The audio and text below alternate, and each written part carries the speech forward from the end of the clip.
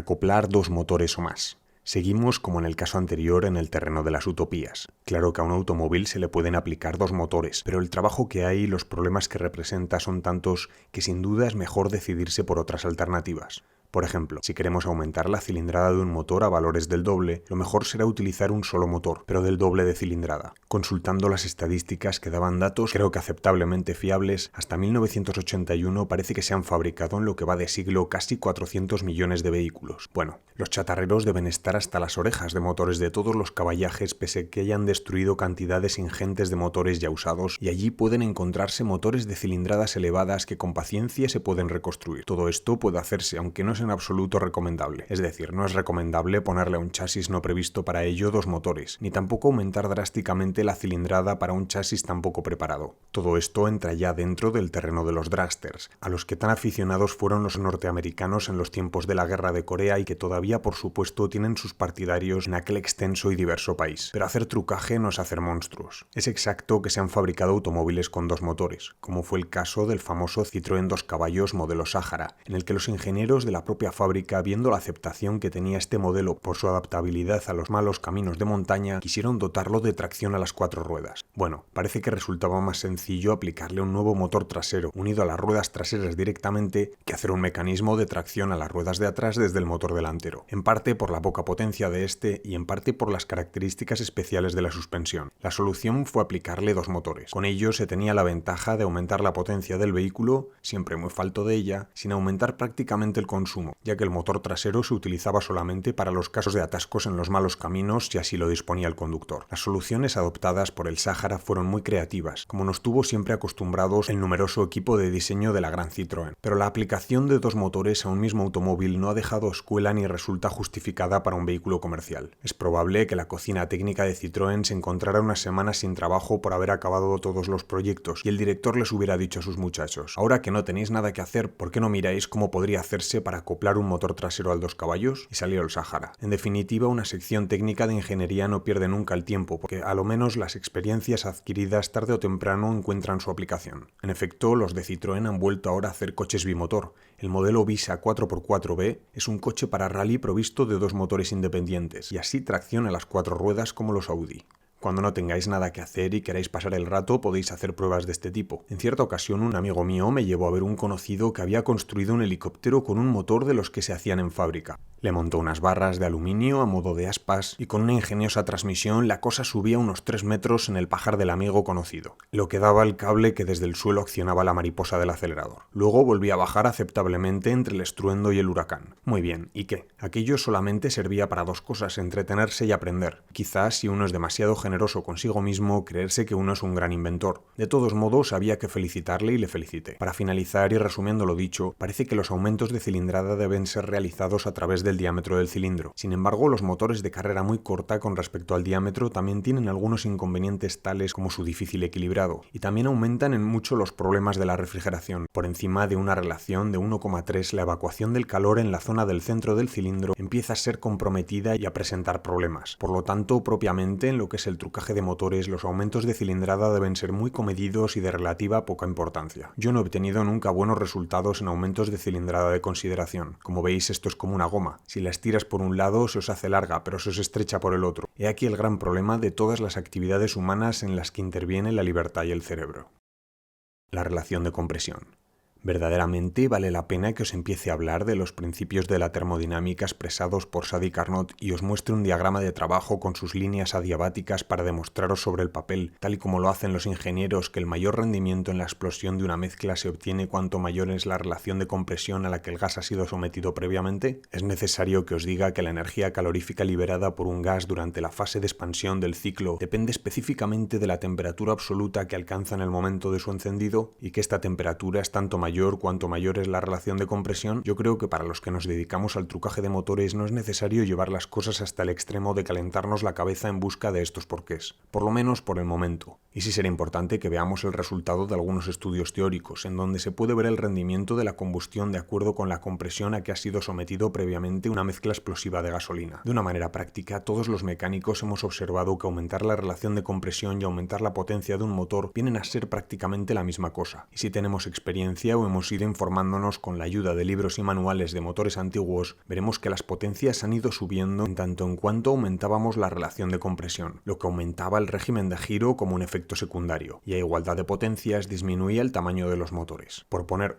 un ejemplo que tengo ahora sobre la mesa, el catálogo de Rolls-Royce de 1904 daba 48 caballos, mal medidos en aquella época, con un motor de 7.036 centímetros cúbicos que giraba a 1.200 RPM de máxima y con una compresión de 3,2 a 1. Se trataba de un motor muy rápido, ya que en aquellas fechas las velocidades de giro estaban alrededor de las 800 RPM por término medio. En 1914, 10 años más tarde de un frenético desarrollo técnico, el ingeniero estadounidense McCallwhite construía para Cadillac un famoso motor V8 con una cilindrada total de 4.800 centímetros cúbicos que rendía 70 caballos a 2.400 RPM y con una relación de compresión de 4,25 a 1. Demos otro fuerte salto en el tiempo y nos encontraremos hacia 1934 con un antiguo y verdadero Talbot de 6 cilindros y 2.969 centímetros cúbicos, con una potencia de 100 caballos a 4.500 RPM y una relación de compresión de 6,5 a 1. Y ya en nuestros días, como quien dice, vemos que la Fiat hacia 1968 crea su famoso motor Vialvero, de 1.600 centímetros cúbicos de cilindrada, con 95 caballos y una relación de compresión de 8,98 a 1. Observemos, pues, en esta breve visión histórica que el aumento progresivo de las potencias de los motores está directamente relacionado con este famoso aumento en la relación de compresión y con el aumento del régimen de giro. Algo habrá en todo esto que sea importante investigar para poder dotar a nuestros motores de potencias más elevadas. Por lo tanto, veamos con atención este capítulo. Veamos este gráfico. Nos enseña cómo el rendimiento térmico sacado al combustible es tanto mayor cuanto mayor es la relación de compresión a que ha sido sometido previamente. En la relación volumétrica de 4 a 1 no le sacamos a la mezcla más de un 37,5 de sus cualidades caloríficas posibles. Por el contrario, con un 8 a 1 conseguimos casi un 10% más, y con 10 a 1 estamos ya en la posibilidad de sacarle al combustible el 50% de su poder calorífico. A partir de 14 a 1, la curva se aplana y nos demuestra que en este tipo de motores térmicos que nosotros usamos, la dificultad de sacar al combustible el 100% teórico de sus calorías requeriría motores con una filosofía de concepción completamente diferente a la actual, cuyas bases fueron sentadas en el motor Mercedes del ingeniero alemán Maybach en 1901. Está bastante claro, pues, que parece seguro que cuanto mayor sea el grado de compresión de un motor, tanto mayores serán los beneficios que éste nos otorgue. Y esto es así, pero hasta cierto punto.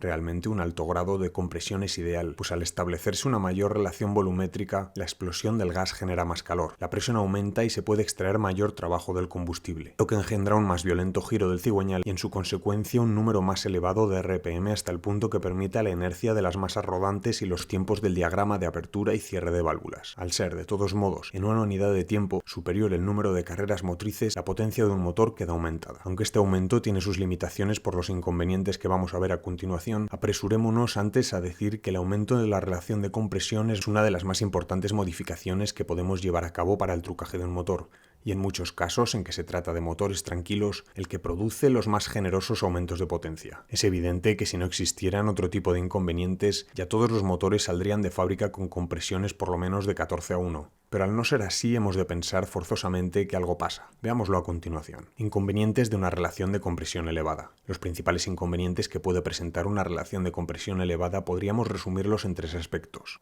1. El autoencendido, 2. La detonación o picado y 3. Los esfuerzos anormales para émbolos y cigüeñal. El autoencendido consiste en la inflamación espontánea de la mezcla sin necesidad de que intervenga la chispa eléctrica de la bujía. Su peor y más nocivo defecto consiste en que esta explosión se produce en cualquier momento, sin ninguna posibilidad de control. Por supuesto, sin que el émbolo se halle en su punto muerto superior como es necesario. El autoencendido, que no hay que confundir con la detonación como veremos seguidamente, se produce siempre porque existen en la cámara puntos excesivamente calientes. Está claro que un aumento de la relación de compresión trae consigo un aumento de calor muy considerable, y en según qué tipo tipo de motores pueden producir puntos que se ponen incandescentes y producen esta anomalía. También partículas de carbón no barridas por las turbulencias de la combustión, o bien los mismos electrodos de las bujías que trabajan en muy malas condiciones de evacuación de calor pueden producir la explosión de la mezcla de modo inmediato sin esperar a la llegada del émbolo a su punto muerto superior. El autoencendido ocasiona terribles esfuerzos sobre el cigüeñal, biela, cojinetes y émbolo, y puede llegar a deformar cualquiera de estos elementos cuando no a romperlos. Quedamos pues en que este es uno de los defectos que pueden ser ocasionados por la subida indiscriminada de la relación de compresión. El segundo de los inconvenientes habíamos dicho que era la detonación, que también puede ser ocasionada por un aumento exagerado de la compresión. Vamos a explicar en qué consiste este fenómeno. Cuando se produce la chispa eléctrica en la bujía, la combustión del gas no se propaga de una forma instantánea. Por el contrario, la velocidad de la combustión resulta relativamente lenta, de solo 30 metros por segundo aproximadamente. En los motores en los que la compresión comienza a ser elevada, y puede considerarse así a partir de 7:1, ocurre que la onda explosiva no se propaga a la velocidad que hemos visto de un modo total, sino que hallándose, por ejemplo, mediada la combustión que se suponía progresiva, aumenta súbitamente a una velocidad de 100 metros por segundo. Eso es debido a que las ondas de propagación de la explosión, cuando han alcanzado cierto grado de expansión, comprimen todavía más la mezcla que aún no ha sido quemada, sometiéndola a una compresión altísima, que hace que aquella explote más en virtud de esta compresión nueva que por efectos de la chispa. Esto produce altísimas presiones en la cámara de combustión que se traducen en esfuerzos anormales que pueden llegar a destrozar el motor.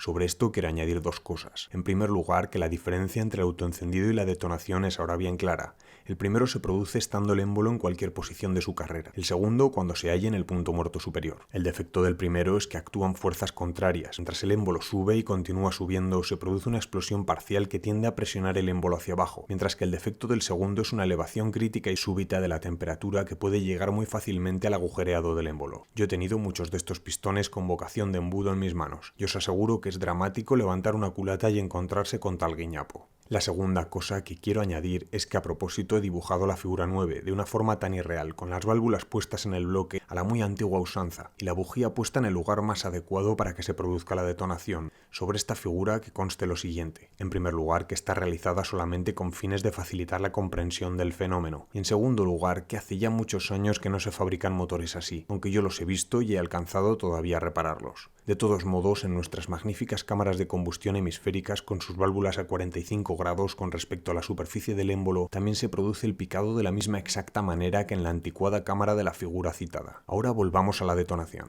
La detonación se anuncia con un sonido metálico, como el que se produce al agitar perdigones en un tubo de vidrio. Este sonido mortal hay que evitarlo completamente. Podría resumirse toda la lucha de los ingenieros para conseguir motores con rendimientos específicos más elevados y consecuentemente más pequeños y más potentes, paralela a la lucha realizada por los químicos para conseguir combustibles de una mayor velocidad de inflamación y una mayor capacidad de no autoencenderse cuando ya son sometidos a una presión relativamente baja, tal como le pasa a la gasolina como producto directo de la destilación del petróleo. Esta lucha de los químicos se ha encaminado siempre hacia los aditivos, primero a base de plomo, después por más sofisticados procedimientos se han obtenido así gasolinas que han hecho posible las elevaciones de los índices de compresión de los motores sin la aparición de la detonación dichosa. La capacidad de propagación rápida y singular se mide en octanos por comparación, y hoy las gasolinas de 98 octanos pueden considerarse aptas para elevadas compresiones que pueden establecerse alrededor de los 10:1. La detonación no se resuelve, sin embargo, solo con el uso de estas gasolinas especiales. En general tiene una importancia decisiva la forma que adopta la cámara de combustión. Al margen de los progresos realizados en el terreno de los combustibles, todos ellos de la mayor importancia, como hemos visto, existen las aportaciones sustanciales que el concienzudo estudio de las cámaras ha revestido a fin de hacer disminuir el picado. En la figura podéis estudiar 6 diferentes tipos de cámaras de combustión relacionadas con su rendimiento. Las cámaras dibujadas en la zona alta de la figura corresponden a los más corrientes diseños actuales, y el rendimiento está por encima del 0,9. Por contrario, las cámaras con válvulas laterales propias de los motores antiguos tienen un rendimiento muy bajo y son dibujadas en la parte baja de la figura.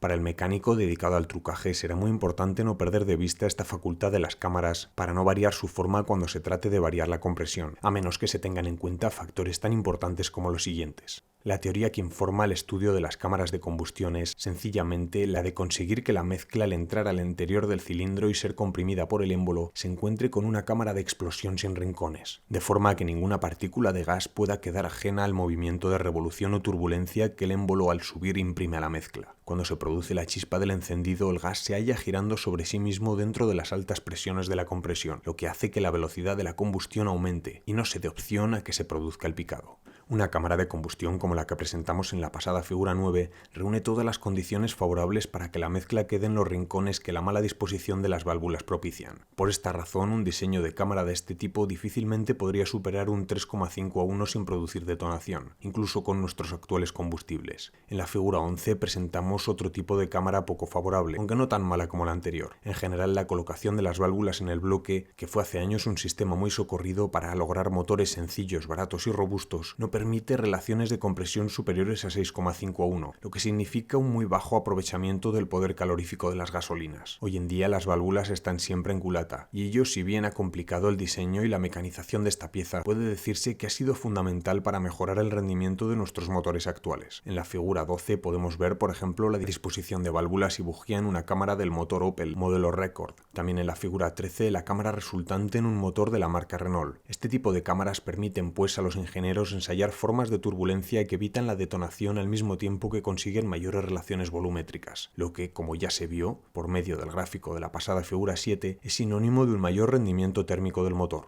También en la figura 14 mostramos al lector una culata de motor de turismo, donde se puede apreciar el giro de turbulencia de la mezcla al entrar en la cámara de combustión. Como resumen de lo dicho, podemos sacar la conclusión que dos son las formas de evitar la detonación o el autoencendido, o bien procurar un combustible de alto octanaje o el estudio meticuloso y detallado de la cámara de combustión. Desde el punto de vista del trucaje no queda otro remedio en la gran generalidad de casos que conformarse con el tipo de cámara que lleva el motor que nos han encomendado trucar, pues la labor de crear una cámara nueva viene a significar la creación de una culata nueva, lo cual no entra en nuestras pretensiones, y se supone que el mecánico dedicado al trucaje solo pretende mejorar un modelo de motor determinado, no hacer un motor nuevo como corresponde a un ingeniero. Por esta razón no vamos a hablar más de las cámaras en el aspecto de su diseño, y solamente he pretendido dar unas orientaciones que sirvan para comprender la importancia de la forma geométrica de estos recipientes. Veamos a continuación la forma como se mide una cámara de combustión y cómo podemos determinar más o menos empíricamente la compresión que corresponde a un motor determinado.